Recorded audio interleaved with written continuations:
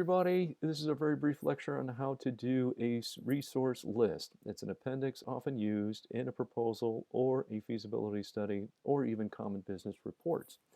What it is a list of sources or contact people and an indication not only of what is useful in terms of the contact and information you found, but also limits, benefits, and how to further work with that resource or contact person. So let's look at the logics here. As we shape, in this case, your source notes toward a resource list for your stakeholder.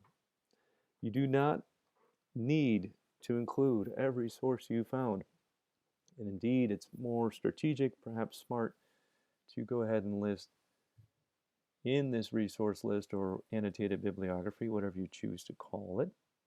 In this particular appendix, it's probably good to prioritize which ones are most important for them to scan. So you might not even make it alphabetical.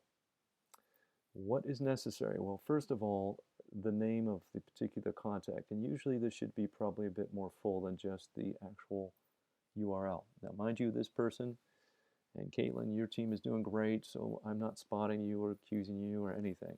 This isn't what your intent was when you put this together. It was source notes that you are starting to shape toward a stakeholder.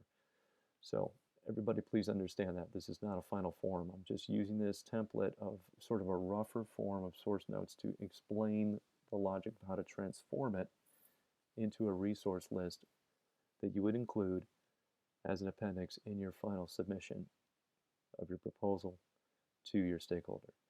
So in this case, we're going to change this by making it a bit more explicit. So last name of the author, first name, probably the title of the particular piece, the year it was published, and maybe an explanatory note. This is what.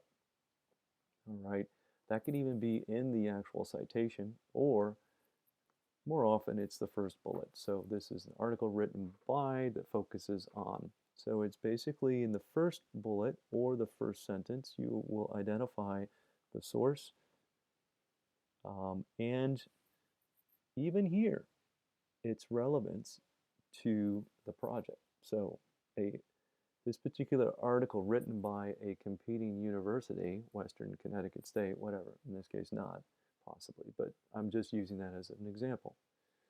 Uh, First, a topical identification after you identify the authors, the topical identification, what it's about, and then separate bullet for the project. What is their major finding or project? What were they intending to try to find? What did they find? Sometimes helpful to also indicate the methods they used to get to that finding. So a key data set, if they sampled 500 people or 5,000, please note that's sometimes very important. And that helps your stakeholder gauge whether that's a worthy source to pursue further or whether indeed it limits the scope of what can be derived from that particular source. The bulk then is the explanatory, which is what are its benefits, the source's benefits, or the findings that were beneficial, and the limitations. And then lastly, how the source could be used further by the stakeholder. So in this case, Caitlin's talking back to the group. We could incorporate these ideas to inspire and emphasize great ways community service can benefit everyone. To refashion that for your stakeholder, these ideas may be meaningful ways to engage with students specific aspects of community service. All right, this is very helpful when you do caveats of what else the site might offer beyond just that source if it is indeed a site. So 10 reasons to volunteer. You could also make that last move toward other things that are in that source. Let's look at a paragraph format because you might have asked already the question, wow, it seems like that's not usual. True, most often it is written in a paragraph format. By the way, either way, especially if you go with bullets, it's not a bad idea to use a lead. So in this case, author and topic, colon, right? The next point, a major finding, colon. Benefits, colon. Limitations, colon. How this information might be used to further the proposal, or to enact the proposal, colon. So, and you probably come up with your own that's more brief than that, but that's the logic anyway. All right, if we do write it in a paragraph form, you can see this is more formal. We have the authors listed with the year in APA format, the title, and we have the location of the actual journal, and then we have the pages. That's helpful because, frankly, how did they get to the source?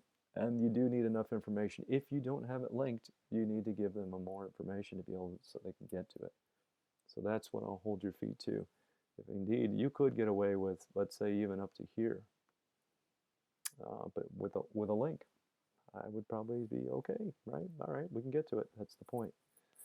All right, so here we go. It speaks to the positive effects of social development of incoming students, and it gives us a breakout of that in specifics. The stats of number of friends would be 2.2 to 12.8. Bit of an awkward expression, but nonetheless, we got the idea, right? Emotional sense of trust would go from 0.6 to 4.8 in terms of the number of people, right? So that would speak, you might comment slightly the benefits there. If I were to illuminate slightly more beyond the findings here, I would go into the benefits or make it more explicit, right? Obviously, friendship is increased, trust is increased, and therefore this implies, you can do that, this implies that retention would be better for the university with such an orientation program. Then do make the move toward how and why it could work. And you actually do that here slightly, so sorry, but nonetheless, I would say you're kind of getting at the bend of interpreting and positioning that particular source for the stakeholder. So this is an outdoor orientation, can help the transition of incoming students easier. Excellent. Provide increased opportunity, underscoring exactly why and how.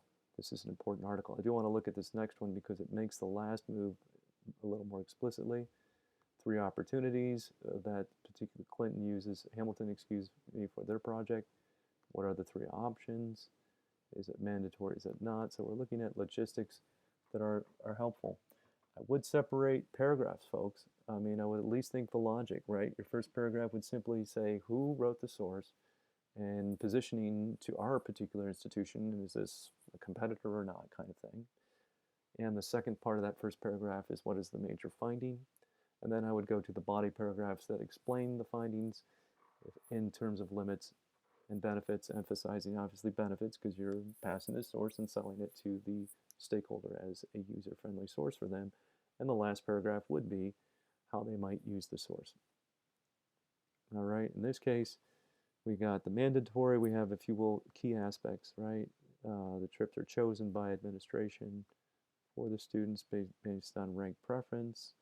So it's explanatory, and that's very helpful. And a lot of the particular source, hey folks, a bibliography is basically still a summary. So feel free to make sure there's enough data there for them to be able to look at, to ascertain whether the source is worthy for them to get into, and frankly, to harvest the main points. Maybe they don't need to go to the source because you did a great job summarizing. Awesome, right? And this, now we get into the meaning or interpretation and how it might be used for the stakeholder. This trip embodies the idea of acting as a supplementary experience to the current traditional orientation that allows for a unique setting to learn about involvement and so on. So good, positioning of the data and saying how it might be worked on further.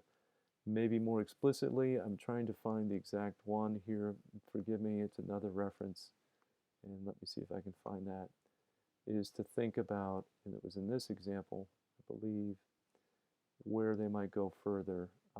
You might want to see the FAQ page as well. That kind of thing might be your last move. Right here we can see the article includes tips, which would be extremely beneficial for SU in such and such a way. Okay. I think we did what we needed to do. If you have questions, let me know. As always,